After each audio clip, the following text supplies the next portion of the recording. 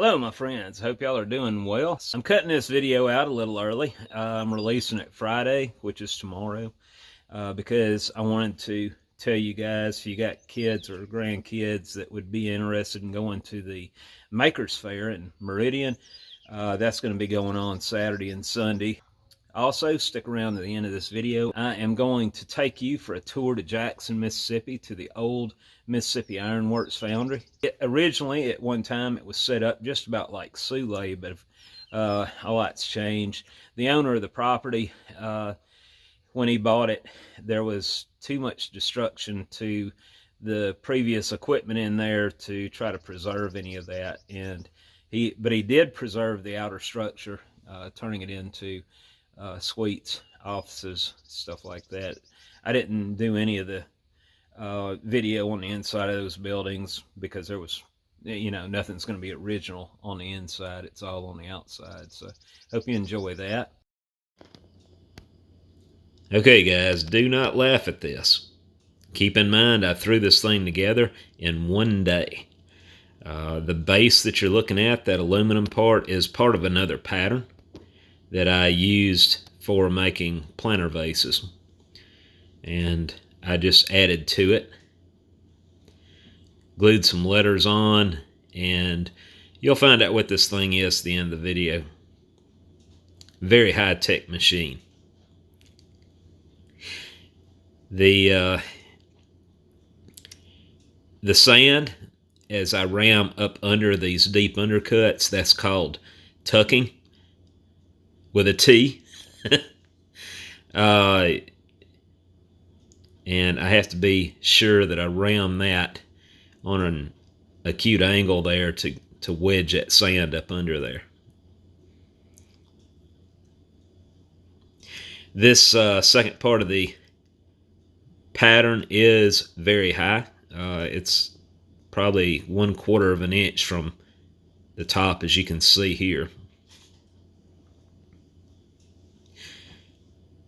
Now, if I didn't say, this is going to be a 3 layers of sand, 3 beds. I'm going to have 2 parting lines. This is going to be one parting line that I'm forming here, and then I'm going to be doing the same thing on the base of it. I'm forming somewhat of an azimuth there as I cope down and try to keep enough bank of sand all around it. As I form that parting line, it has to go tangent to that radius there. But it can't intervene on the flat face, which is a whole new parting line. I didn't leave any of my screw-ups out of this video, so you're going to see it. I was having issues with this core. The screws were not quite holding it. And like I said, I threw this pattern together in one day. I did not have a chance to go over it with a fine-tooth comb and make sure I was going to get good release on the inside or outside. This is a project that I needed to do, and because of an event we're having because of the Soule event we're having this weekend, I wanted to have something on hand for this, so it'll benefit me at events. So I crumbled quite a bit of the core off there. I'm just going to pull my screws out and scrap the coat, redump that. But the sand's still moist, so I'm not going to throw it in the main bin. I'll just dump it back off into the bench, reuse it. Save me some mulling time. So I tried a little different technique this time, ramming it up harder.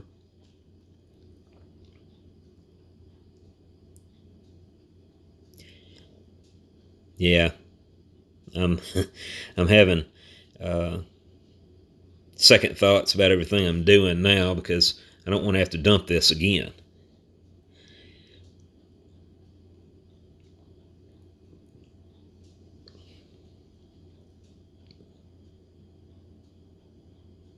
Yeah, I'm still undecided.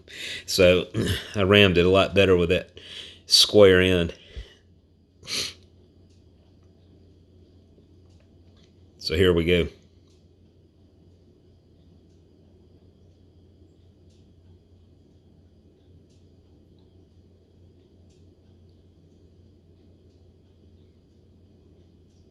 And before it was over with, I ended up busting that box just to get it off the core without breaking the core. And I still cracked it, so I went ahead and cast it upside down where I wouldn't have to move that again. And I was thinking it would probably come out better if I just go ahead and flip this thing over and pull it apart that way. So that's what I'm doing here.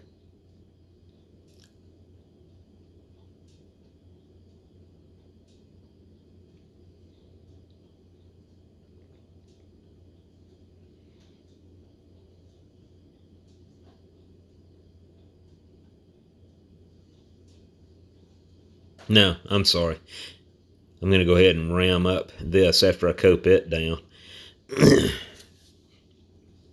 I apologize for that.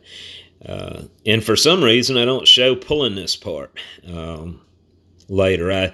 My camera died, and I had to switch cameras because I don't have a backup battery in this one.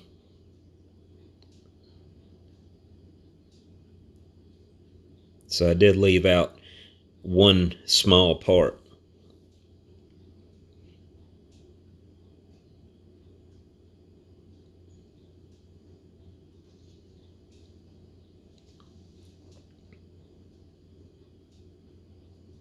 By the way, we had our event last week. Had all my friends here, and they're going to be putting a video out at some point on what we did out here. We had a very good event compared to last year, where all three furnaces failed. We didn't have that issue this time. One other time I drove this sprue cutter down that deep. Cast Iron Gypsy was helping me with something we were molding, and we had to put the pliers on it to get it out of there. You got to be careful with this sprue cutter because it's brass. All right, so I'm tightening that core up the best I can. As you can see, I've already pulled that pattern, and I'm going to try to separate it without breaking that core.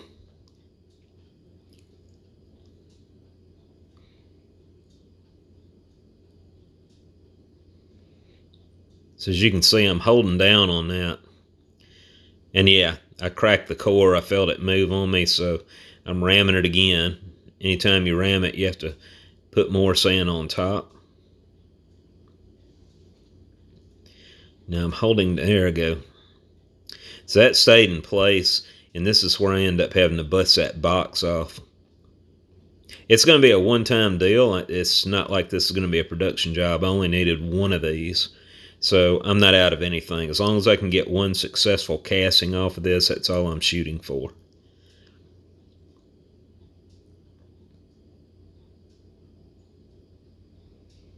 And I've been posting my updates on Instagram, little bits and pieces as I go. So if you're on Instagram, be sure and follow me there. I post a lot of stuff to my stories when I can. My buddy Benjamin Bronze just after I had finished this piece, I posted it on Instagram, and he said, "You're killing me." I know he was joking, of course. It's very crude looking casting, I know.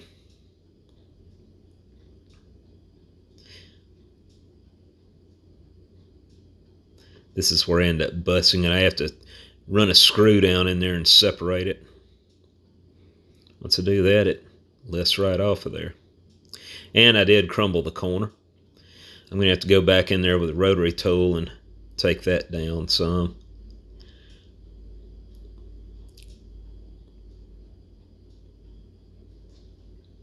I'm not putting a trap in this like I normally do. It's going to be a straight pour, so I got to make sure I keep that basin full at all times.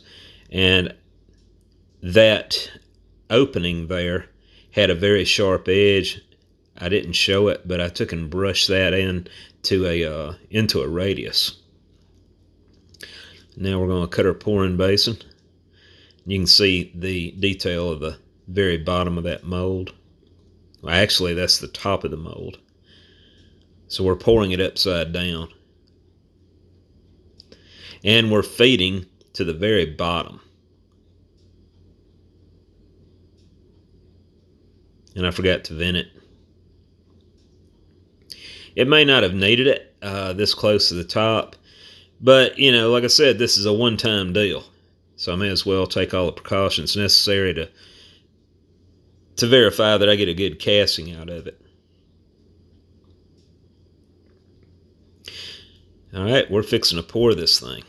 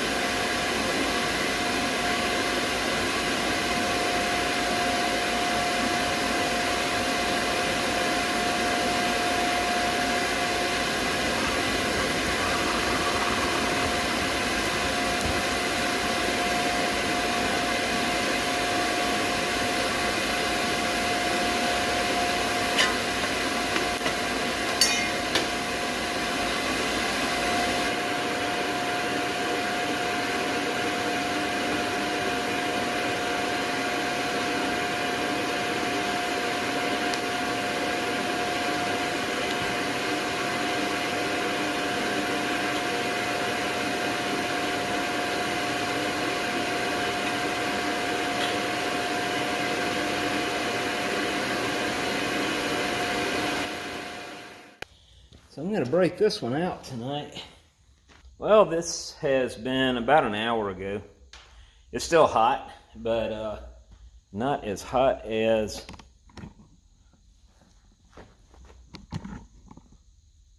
this one. It's literally burning a hole through the bottom of the mold. But anyway, let's go ahead and I'm leaving this one. I'm going to let it cool down tonight along with this one. This one did not make it, and I'll tell you why. There was no pouring basin here. It was a funnel, and to be on the safe side, as you saw earlier, I poured this one first, hoping to get most of the dross in that pouring basin. Well, there was still a little bit left, and it went straight down that funnel and stopped it up down there, so it never did fill, unfortunately. If we had had a basin there or a huge well to dump the iron and keep it full immediately, it would have stayed at the top due to the density of the iron. It would push any of the impurities up to the top and keep it on the crown. But that didn't happen. So, and I wasn't watching everything that was done on that. I doubt they had a filter trap in it. You know, a bulb, like I put in a lot of my molds, to help catch anything that might pass the basin. And it did aspirate. So we'll dump that too, and I'll show you what didn't turn out on that.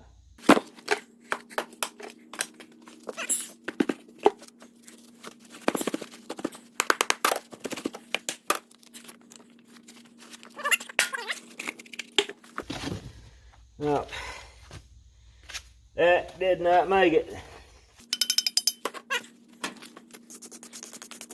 Part of it did. Alright, let's dump the other one. Yeah, my back will be hurting tomorrow, I'm sure. Ooh, I forgot about the screws. Alright.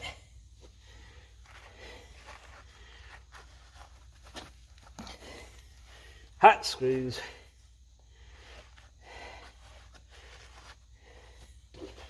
Very hot.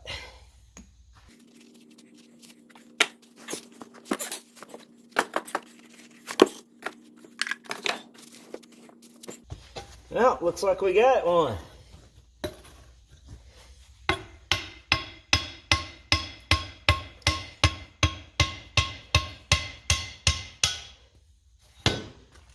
right.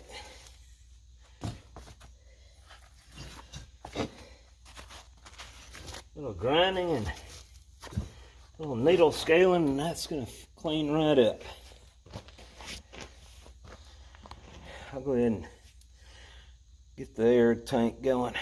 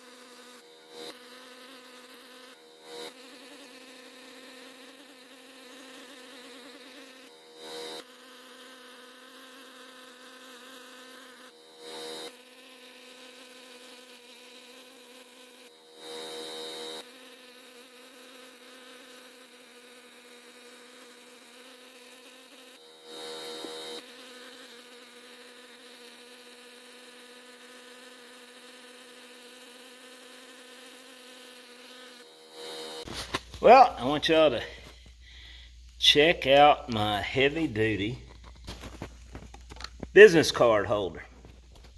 Yeah, maybe the wind won't blow these away when we're out there at Sule.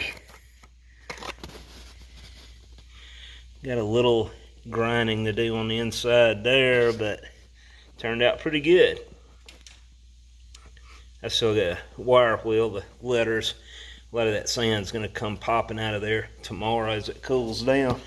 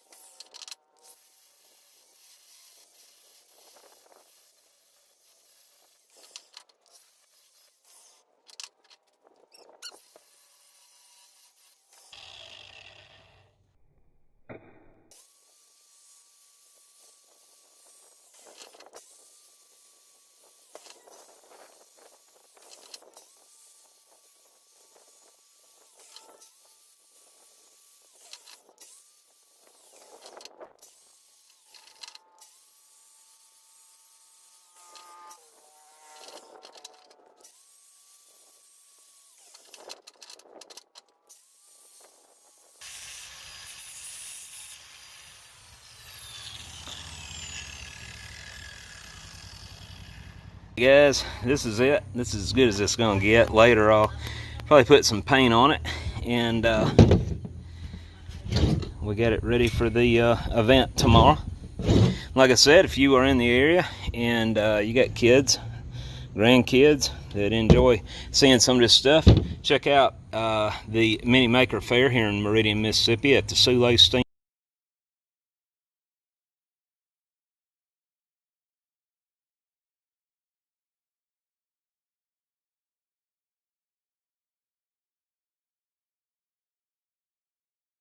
Alright, y'all, I am at the old Mississippi Foundry and Machine Shop. Correct? Close. Machine Company. Machine Company. Okay, guys, I'm at the old... Alright, this is... I want to introduce y'all to Patrick Piggott. He owns a structure here I think you guys would be interested in. I'm going to plug this into the video, but anyway, Patrick, what was the name of this building? Mississippi Foundry and Machine Company. And when I was a kid, I remember my dad would come through here, and the place was still in operation back then, and it shut down prior to 1990 when Patrick acquired the property. Right. I wanted to show y'all this thing, and we said the name of that was Long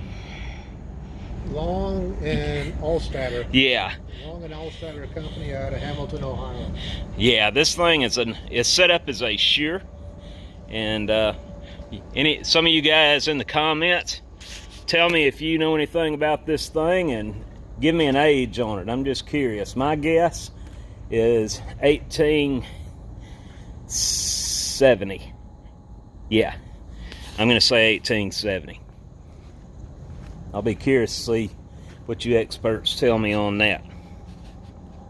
Anyway, Patrick was giving me the tour on the outside here of how this was laid out, and the camera right now is aimed at the cupola end of the building. The old molding line went through here. Not exactly sure where the molds were made, but the pattern room is upstairs in the adjacent building here.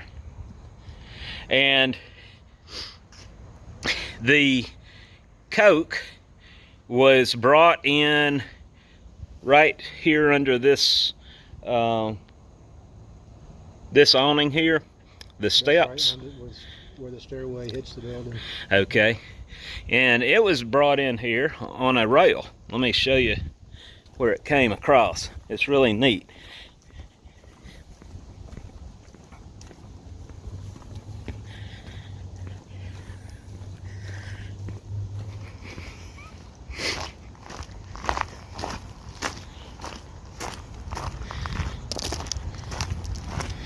So the rail came right in front of those cars there and went right through this passageway in the building, correct? No. It came in on a curve. Okay, so this is it. It came off the main line. Uh-huh. And they would pull off onto this spur and then back it down all the way to the building. There was a big overhead crane. Yeah. That was out here basically in the middle of the parking lot. That had a gantry and all that, and they would pick up coal and take it into the building where the stairway is on that end. Uh-huh. Yep. Now this building was all built, the original one was a wooden structure, and it was built in the 1880s. That's about right. Late 1880s, early 90s. Okay, and then this section up to this partition you're seeing here, that was around 1900. Yeah, about 1910. All right, and then from here, this addition was 1915, and then the last of it. That was about 25 on the very end here when they finished up the brick structure. And then they turned around and tore down the wooden structure where the actual foundry was in 27 and rebuilt it back as brick. Okay. And what went through the, you were telling me what went through the hallway here? That's actually a road that was an extension of Rick's Drive, which is still across the street. Uh-huh. But it came through the property and went across here, where there were several shotgun houses on both sides of Rick's Drive. And most of those guys worked in the foundry. Okay. Yeah. They didn't have any excuse if they were late then. They couldn't hide from the boss. But anyway, I wanted to show you this much of it. It's pretty neat. And the old bolsters on the building, I'm pretty sure all this was cast here. But they look like, let me zoom in. Yeah. I have seen this specific pattern on several of the surrounding buildings in the area, so pretty sure these were made here. I had one that was separate. It was over here that said Mill and Gin Supplies. So it had basically 2 rooftop signs. And this is one of 8 rooftop signs that's been designated historical by the city of Jackson that's allowed to stay on the roof. Cool. Y'all, this, I forgot to tell you, but like the Sule foundry and machine shop, this building used to also have a line shaft that went all the way down it. And like I said, when I was a kid, I could remember they were still using that shaft. I've never been able to tour the inside of it back then, so I couldn't tell you what kind of machinery they had, but it was probably basically the same setup you would see going in the Sule. When we were taking them down, they would not break in half, but they were, the way they went together, They'd segment like yeah, that. they would. Mm-hmm. Well, that makes a lot of sense. I'd hate to have to take all the brackets loose and slide it all the way down a half mile. So. Yeah. But Patrick was just telling me that these are the old drive wheels that came off the line shaft out of the building. This is some of the old patterns that came out of the foundry. You know, I just got through casting one that looks about like that. It's too bad a lot of the patterns were ruined. Some of them were really intricate, it looked like.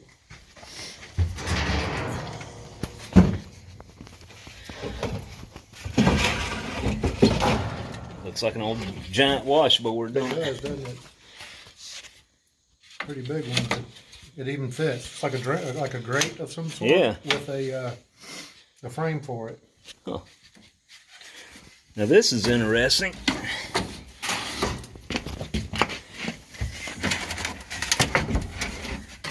Corner bracket of some sort. Yeah. That's cool.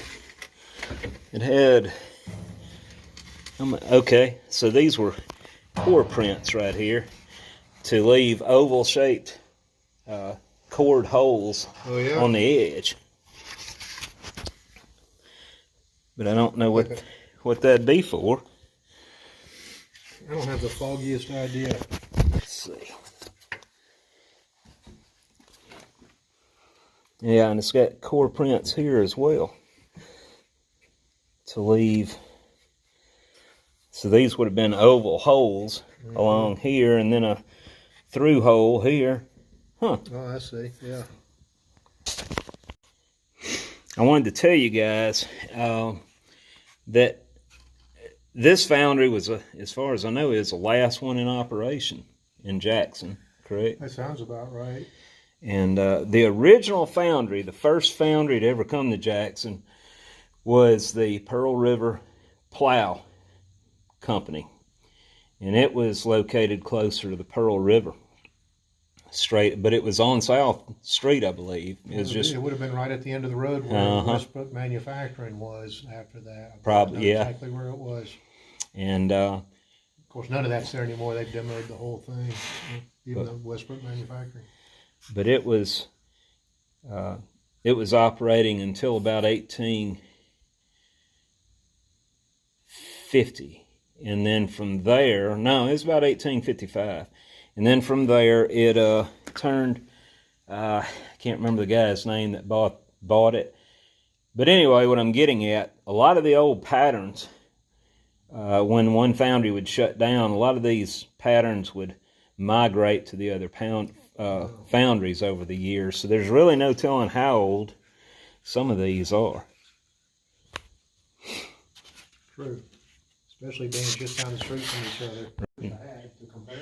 Yeah.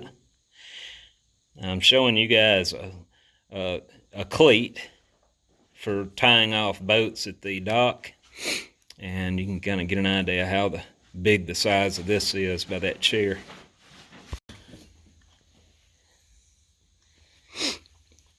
You know, I've seen these patterns before, and I couldn't tell you what they were then either. Really? Yep. Yeah. I don't know that these are actually patterns. I think these are for making up the cores. Okay. For ramming the core boxes. Because of the way the holes are spaced, right. They probably had little dowel rods, and it looks like this is for adjusting stuff in and out. It does look like part of production process. Unfortunately, you know, when I got there, a lot of the patterns were rotten. I guess there might be termites got into it, but yeah, they still got the number on it. Oh, and it's got the Becker and Bass.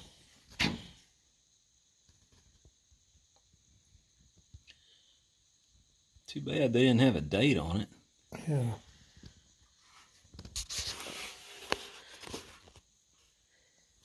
Well, looky here. Here's a Becker and Bass pattern that goes. Oh yeah. That's got B54 on it, and that had B57. B57. 6. All right. So I'm sure that all had something to do with the.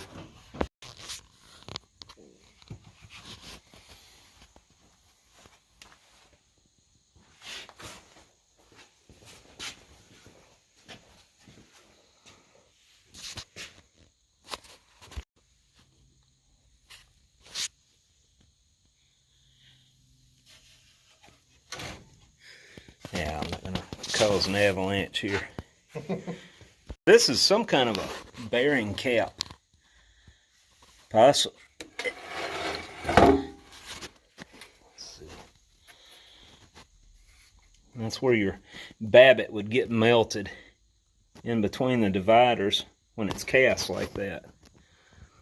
Right?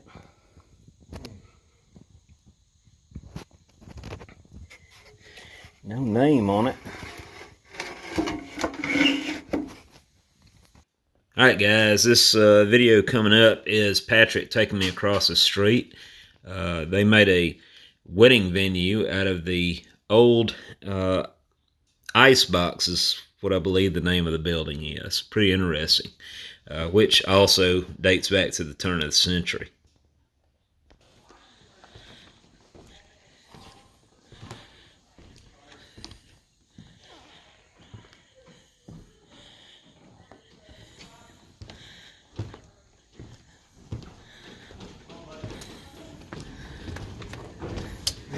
I guess y'all made the staircase? And brought each half up the elevator. We cut the hole in here.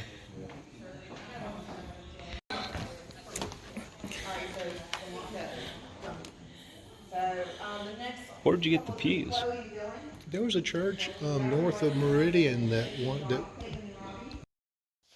Well, my friends, that concludes this video. I hope you enjoyed the tour of the Foundry in Jackson, Mississippi, and I want to thank Patrick Piggott, who owns the property, for giving us a peek or a glimpse of what that place was, and I thought it was fascinating, and I hope you did as well. Anytime I get a chance to see patterns on the original premises like this, just like at Sule, it's just fascinating. And when you think about all the work that went into that, now this was way back before CNC machinery, it's just equally as fascinating to me. But anyway, y'all take care, and I'll talk to you later. Well, Dolly, that's quite a bone you got there. How big a cow was that?